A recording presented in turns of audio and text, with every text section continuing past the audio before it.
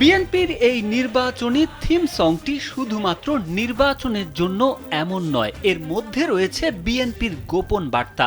Theme সংটি এরই মধ্যে social মিডিয়ায় ঝড় তুলেছে, তবে অনেকেই এর ভেতরকার বার্তা নিয়ে আলোচনা করছেন। থিম সংয়ের ভেতরকার বার্তা নিয়ে কথা বলার আগে জানা দরকার থিম সঙ্গে কি বলেছে দলটি।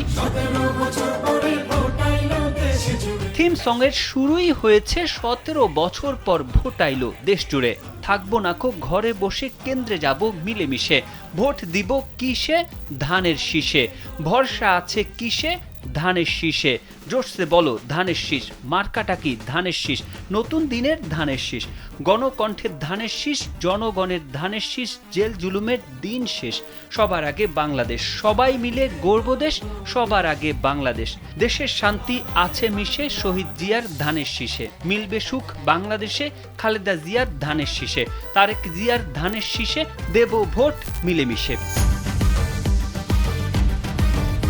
দীর্ঘ 17 বছর পর দেশে ফিরেছেন বিএনপি চেয়ারম্যান তারেক রহমান এবং 17 বছর পরে এবার দেশে উৎসব মুখর নির্বাচন।